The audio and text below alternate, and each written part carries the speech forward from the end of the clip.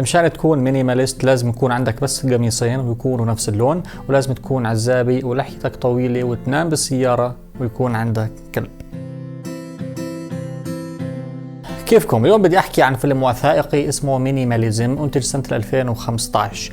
مينيماليزم معناتها بالعربي التقليل او هيك اشي، وهي حركة كانت رد فعل على ثقافة الاستهلاك وعلى التعقيدات الكثير اللي صارت موجودة بحياتنا. هذا المصطلح بيشمل نواحي كثير بالحياة مثل الفنون والموسيقى والتصميم واسلوب الحياة، وفيلمنا اليوم بيعطي فكرة عن اسلوب الحياة هذا اللي هو المينيماليست لايف ستايل. الفيلم تقديم رايان وجوش اللي اجتمعوا على حب المينيماليزم وقرروا يبشروا العالم بهاي الرسالة الخالدة اللي هدفها هو تقليل الأحمال المادية والتخلص من كل إشي مش ضروري والتركيز على ممتلكات أقل وبالتالي أعباء أقل. وأسلوب الحياة هذا كمان بيساعد في تقليل التوتر وتحسين الصحة النفسية وتركيز الجهد على الأشياء المهمة فقط بحياتنا، مش على الشكليات والمظاهر والأشياء اللي بنظن إنها مهمة لكنها بالواقع غير مهمة بتاتا.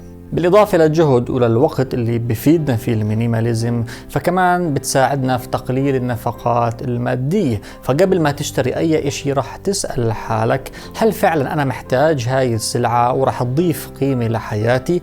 لأنه كثير عمليات شراء إحنا بنعملها هدفها فقط المظاهر، أو لأنه الحملات التسويقية اللي بندفع عليها مليارات الدولارات قدرت إنها تخدعنا وتحسسنا إنه إحنا بحاجة هاي السلعة أو هاي الخدمة. بالإضافة لكل هاي الفوائد فكمان اسلوب الحياة هذا له اثر كثير ايجابي على البيئة. حكى احد الضيوف اللي طلعوا بالفيلم انه كيف احنا بنتوقع نعالج مشكلة البيئة والبلاستيك والاحتباس الحراري وبنفس الوقت ما بدنا نغير ممارساتنا اللي كانت سبب لهاي المشاكل اصلا. لاجل البيئة لازم نتخلى عن شغلات كثير. بحكي كمان الكوميديان الرائع جورج كارلين بحلقة باسم ستاف إنه إحنا في البداية بنشتري بيت صغير مشان يوسعنا وبنبلش نعبي أغراض لغاية ما يتعبى كل جرار في البيت بالأغراض.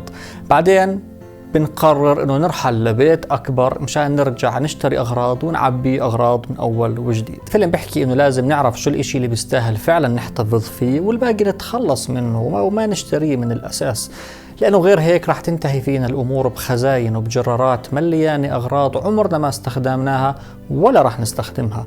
من فترة مثلا اكتشفت أنه أنا في عندي 9 حرامات شتوية في البيت. تخيلوا 9 حرامات شتوية بعضهم ما استخدمته من يمكن 10 سنوات.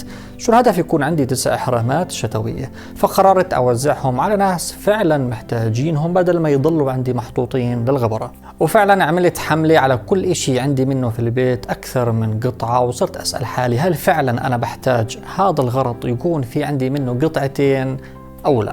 بابا لقيت ميار اختفت. ميار اختفت؟ خلاص بروح العبي لحالك. الحلو انه اسلوب الحياة هذا ما بينطبق بس على المقتنيات وانما كمان على العلاقات وعلى الهوايات والاهتمامات وحتى كمان الطموحات. يعني مرات بيكون في عنا طموح نعمل اشي معين او نتعلم اشي معين او نحضر فلان او نتابع سلسلة معينة، لكن هذا الطموح او هذا الامل بشعرنا دايما بالانزعاج، لانه بالانزعاج والتوتر لأنه احنا مش قادرين نعمله أو لأنه تأخر أو لأنه مش لاقين له وقت أصلا بحياتنا.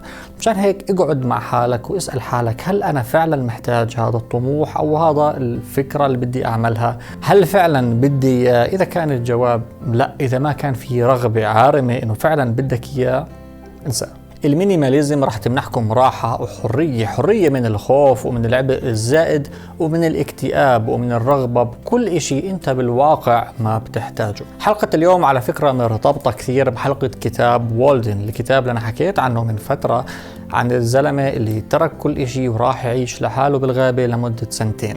إذا ما حضرتوا الحلقة هاي وإذا عجبتكم هاي الحلقة روحوا احضروا هذيك الحلقة. طيب لكن أسلوب المينيماليزم مرات بنفهم غلط. مرات الناس بيفكروا إنك مشان تكون مينيماليست لازم تكون متطرف، وإنه ما عندك إلا بلوزتين وبنطلون ولازم تكون عزابي ولازم تكون لحيتك طويلة وبتنام بالسيارة وهيك. هلا ماشي، يمكن أسلوب الحياة هذا حلو بصراحة يعني، لكن مشان تكون مينيماليست مينيماليست مش لازم تعيش هيك. بتقدر تكون مينيماليست وتكون متزوج وعندك أطفال، ممكن تكون موظف، ممكن تكون مدير شركة، يمكن تكون فقير، يمكن تكون مليونير، ممكن تكون ساكن بفيلا أو ساكن بخيمة. المينيماليزم مش تصوف ولا حرمان ولا بخل.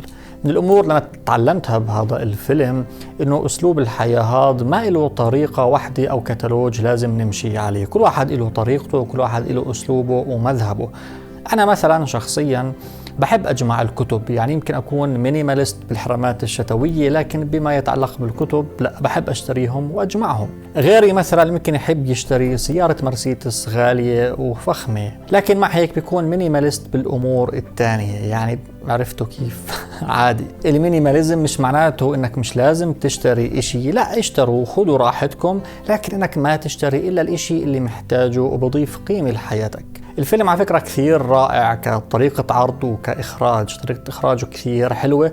هو على فكرة إخراج صانع الأفلام واليوتيوبر الأكثر من رائع مات ديفيلا. أنا بعشق الزلمة هاد، وكل ما ينزل فيديو على قناته على اليوتيوب بتصير معي حالة اكتئاب لمدة أسبوع على الأقل، لأنه أفكاره كثير حلوة وبحاول أكون مثله. طيب اللي حب الحلقة هاي وحب هذا الموضوع حاب يتوسع أكثر، بتقدروا تدخلوا على موقع ريان وجوش، في عندهم بلوج كثير حلوة، وكمان تقدروا تتابعوا قناتهم على اليوتيوب لأنهم كثير بيعملوا فيديوهات وبودكاست كثير مفيدة وكثير رائعة. اللي بحب يدعم القناة بتلاقوا رابط الباتريون بوصف الفيديو. وبالنهاية ما تنسوا تشتركوا بالقناة. كان معكم أيمن العقرباوي، وما تنسوا الأغراض ما بتجلب السعادة.